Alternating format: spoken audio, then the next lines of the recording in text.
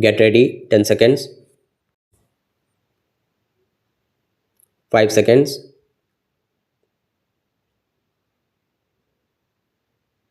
Start. Sir, the President's address has been discussed in the August House for 3 full days. I understand that 37 speeches have already been delivered. The debate has touched upon various aspects of the problems affecting our country. I have followed it with close interest and care. The President's address gives a picture of the country as a whole. It is intended to place before the House the full program for the future, the methods that we propose to adopt, the program for progress that has been chalked out, and the achievements that have so far been recorded. A picture like that has to be viewed from a correct angle. It is necessary that a sense of perspective and proportion should be maintained. If one does not try to take a balanced view of things or looks at the picture from an acute angle, then the judgment must be distorted.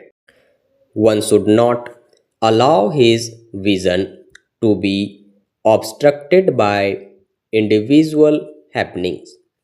The House has taken a favorable view of the address and it has commended itself to the approval and support of the good sense and wisdom of the House. I am grateful to the honorable members for their support in general to the basic policies which have been set forth in this address. During the last 6 or 7 years, there has been steadily a shift in the subjects that are dealt with in the address. The economic and the developmental issues have been coming more and more to the front. It is but proper that it should be so. An underdeveloped country has to give first place to the problems, solution of which will result in the satisfaction of hunger and the fulfillment of the needs of those who are suffering from lack of essential commodities needed even for bare sustenance. So, economic issues have naturally formed the most part of this debate, and various views about vital matters have been expressed, but basically all seem to be agreed.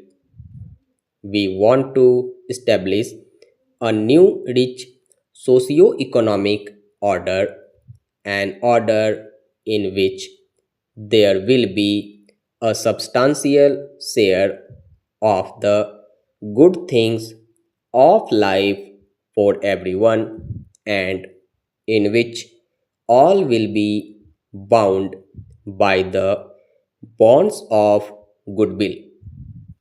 So, that is an objective which must necessarily appeal to every member of this house. Success will depend on increasing our production in all fields.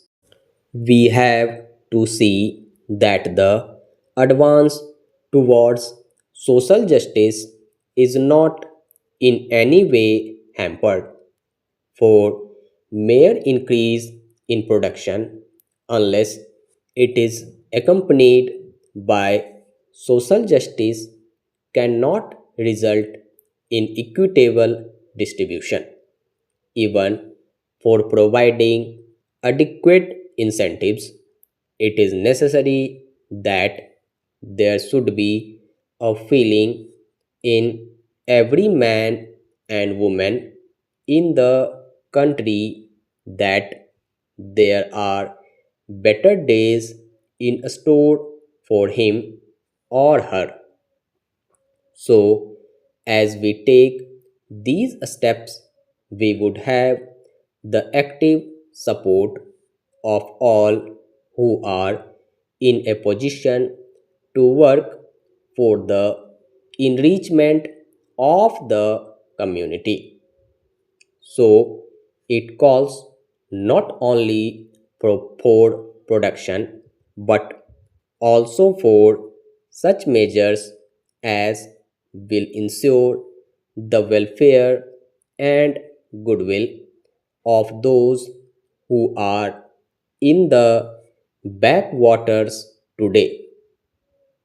Even for the proper use of production, it is necessary that there should be a measure of advance among the mass of the people, otherwise, the goods produced will not be consumed and there will be no purchasers for them, and so production will shrink.